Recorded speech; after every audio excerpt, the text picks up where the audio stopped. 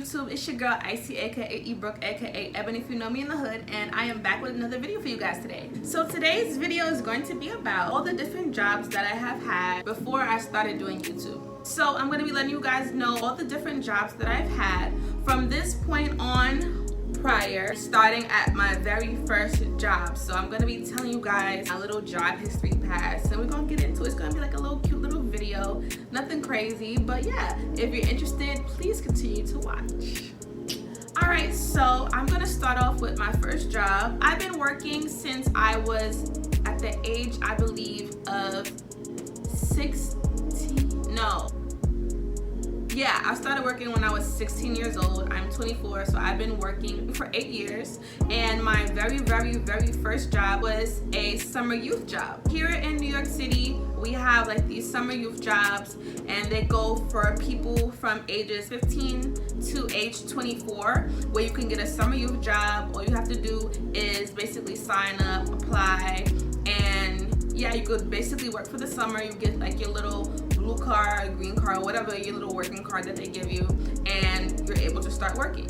The first job that I did have, I worked as a camp counselor at a camp in Queens. So the camp was called Young People's Day Camp, and I started working there as a camp counselor and a bus counselor. Basically what that job was, we had to counsel and basically watch over and teach young children from like ages 4 to like 9, 10, 11, 12, something like that. And I was only 16. Like I was like basically almost them kids ages myself. But yes, as a camp counselor and as a bus counselor, I basically started off at the bus depot. The bus depot started off in Brooklyn, and basically we did pickups and drop-offs from Brooklyn all throughout Queens until we got to the campsite. So as a bus counselor, we had to be at the bus station at around 6 a.m. and like we didn't get back until like 6 p.m. So as a bus counselor and a camp counselor, you technically have way longer hours. It's crazy because as I was working, I found out that I was only making like $2 or $3 an hour, and this was not that long ago. Like this was like 2011. Like, why am I making $2.80? Like I don't know. Like they made me feel like it was 1920. Like I don't know why they only pay me that much. Like my highest check was like $3.80 or some shit like that every 2 weeks, girl. Like it was crazy. It was the funnest time, but that was just like the worst because like we wasn't getting paid shit. And I understand like your summer youth, they don't want to pay you like the full, but I think we're supposed to be getting payment on wage, so I don't know what that was about. Overall, the job was pretty fun. We got to like go on trips. We had to, you know, basically watch over a whole bunch of kids all day, but it was like super fun. It was just very hot. It's fun, but it's very kind of tumultuous because like when it's summertime and you're standing outside in a park, niggas was sweating every 5 seconds. We had to like basically like play games with the kids, set up different activities for them to do throughout the day. We had to make sure that they were fed. We would take them on field trips and things like that nature. It was a very cool job.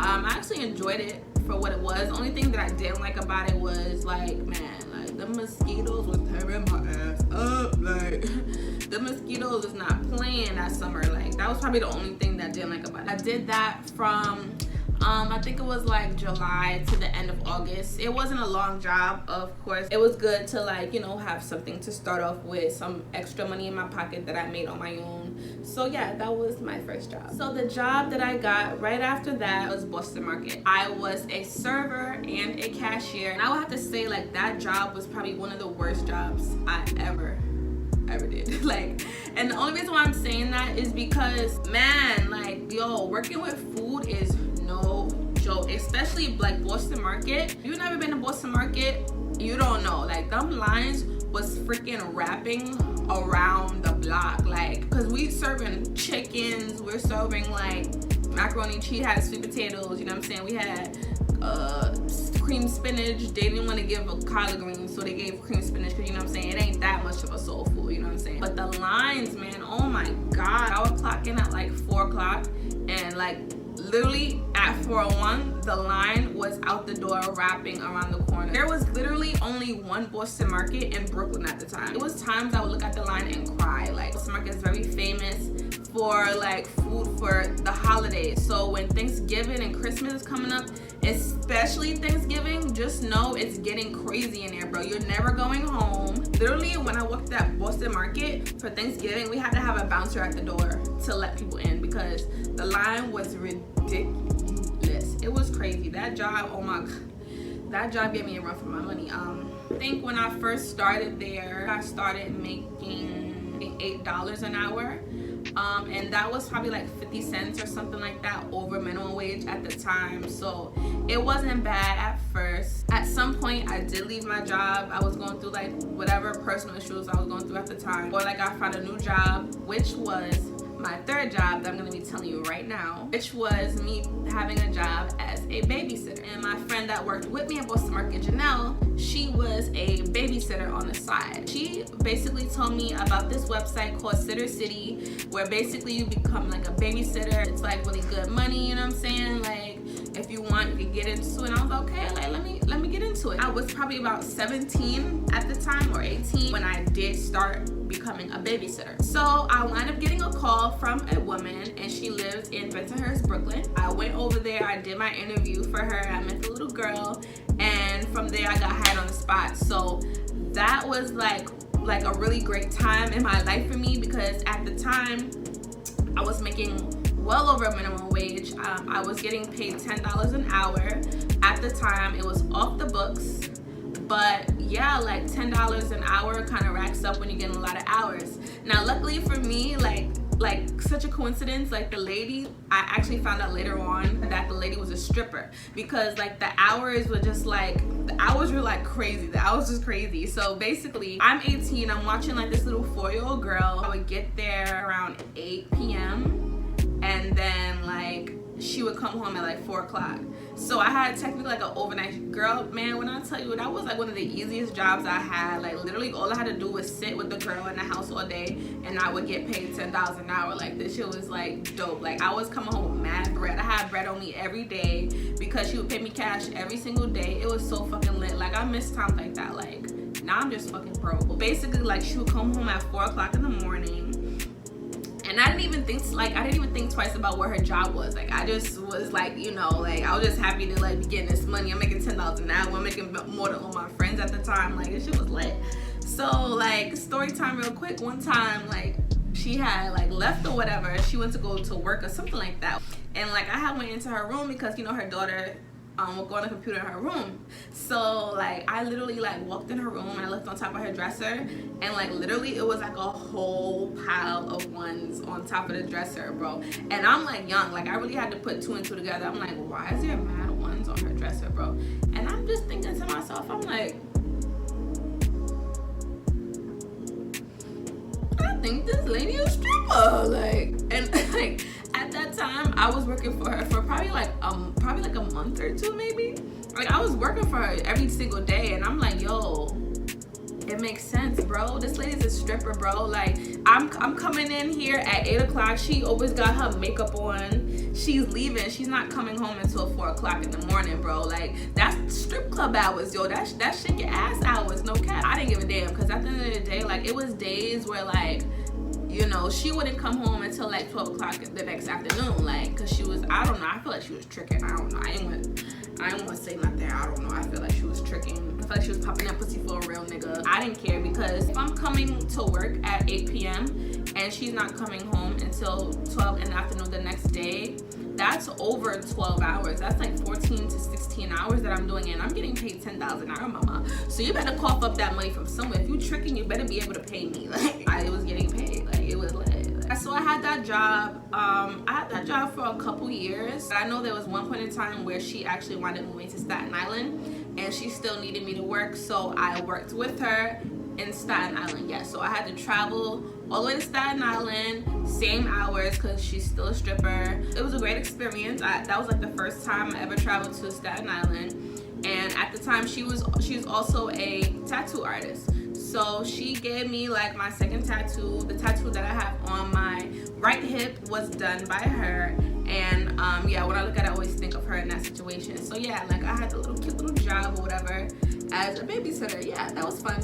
She tried to make me her nanny, but I wasn't with that shit. Literally, like when she tried to make me her nanny, like, is when I got pregnant with my daughter. So I was like, no, I'm not gonna live with you in Staten Island. I'm not doing that. Like, I got a baby on the way. I'm not doing that. I had a boyfriend at the time. I'm like, yeah, I got a boyfriend. I'm not leaving my nigga because you want me to be your nanny. I'm not doing that. Like, I'm 19. I'm not being your nanny. So yeah, that's how that happened. So after I did that babysitting job, I went back to Boston Market, you know, carried out my pregnancy with my daughter. I went back there because I needed a job. I didn't want to be the lady's nanny. So now after I had my daughter, I needed a new job. So what I did was I started applying for new jobs, and then I got hired at Olive Garden. When I was 20 years old, I got the job, and I worked at Olive Garden for a year. I was actually a server. Being a server, if there's anybody out there that's ever worked as a server, whoop whoop, soup whoop, you know what I'm saying? You know, we in the crew. You know what I'm saying? Because there's times when niggas is in the weeds, niggas they ain't know, like, niggas' life was flashing before their eyes trying to get these people food out. Like, being a server is no joke. Like, that job is a very difficult job to do. It's a lot of pressure when it comes to being a server. It's a lot of things that you have to do at one time. It's a lot of work. And shout out to them servers that's out there that got bus boys, that got drink and food runners, that you only gotta take the order and come back and pay the bill. You don't gotta do nothing. No, at Olive Garden it was not like that. No, we had to get the drinks, we had to get the appetizers, we had to get the food, we had to get the bill, we had to do refills, we had to do every fucking thing. So that job right there was like a stress ball in itself. But I really enjoyed my time at Olive Garden. I worked at the Olive Garden in Gateway Mall in Brooklyn, if you are familiar with New York. Now, aside from, you know, of course, the whole job itself of being a server, my time at Olive Garden was very fun.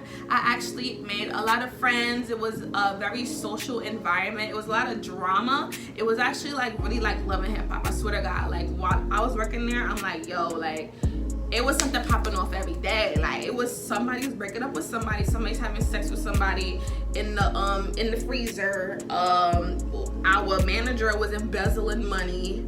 Like, we had managers sleeping with the employees. Like, it was, some people were fighting. Like, it was so fucking lit in there, my nigga. Like, it was lit in there, boy. Like, Olive Garden was my funnest job ever. Like, it was so fun. I don't miss it, but I do miss it. That was probably like the most social job I've ever had. After that job, I started at my current job that I have now, which is the post office. I left Olive Garden in 2016, and I went straight to the post office from there, and I've been working there ever since. I've been working at the post office for 3 years, and my experience at the post office, it's okay. I guess it's like, it's a good job to have because, you know, you get benefits and stuff like that, and, you know, you could grow with the company, you could get a pension when you retire, and that's kind of like all like really good things that you want to look for when you're finding a job for long term. I think like it's very smart when you go for like the federal jobs, state jobs,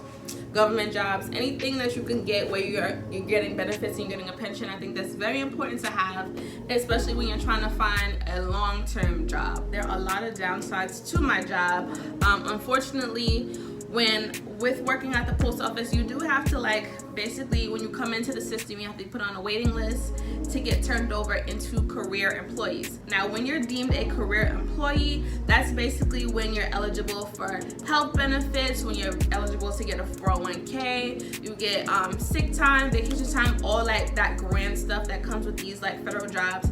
That's what you get. But the downside is you have to wait on the waiting list for that. Now, depending on like what location you're at, what state you live in, you know what I'm saying, how long the turnover process is, it is basically how long you will be on that waiting list. And take it from someone that's still on the waiting list. Up since 2016, I've been there for 3 years. I'm still on the waiting list to become a career employee, but you know, it's not like it's not gonna happen. It's just all about like a waiting period, and it goes by seniority. So yeah, it's like bitches in that job since like literally it's people that work in my job whose seniority date is like 1949, and I'm not even kidding you. Like 1949, you heard that correctly. The seniority date, that means the day that they started working there, not the day that they was born. Okay, it's like really older people. Like people really stay at like the post office forever. I personally don't plan to do that. I don't want to do that, but like I said, with working at the post office, you can make it into a career. You can have this job for a very long time. It has longevity. It's just like little different things about it, but yeah, I feel like I benefit from the job for right now. It is a check, and I will be soon eligible for those great benefits I told you guys about. So yeah, that's basically all the jobs that I've had while doing YouTube. I know that now with my YouTube channel, I am just starting to get more consistent with my content, but I have been doing YouTube since like 2013. I've been doing YouTube and I've just been doing it like very sporadic, but now I am making it more of a job. I'm taking it more seriously. So yeah, YouTube, I basically always had YouTube, but these are the different jobs that I've had on the side in my real life that I've basically been doing for all these years. So yeah, everybody, those are all of the jobs that I've had before I started doing YouTube. Leave a comment down below and let me know, what was your first job? What was your first job that you ever had? How old was you? How much did it pay? And did you enjoy it? If you like this video, don't forget to hit that like button. Please show your girl some support. If you're new to my channel, thank you so much for visiting and watching. Please hit that subscribe button if you like what you saw. And also, don't forget to turn on your bell post notifications so that you'll be reminded when I make a new upload, because like I said, the Icey train is rolling, mama. Welcome to the party, welcome to the party. Yeah, that concludes this video. I love you so much for watching. Bye.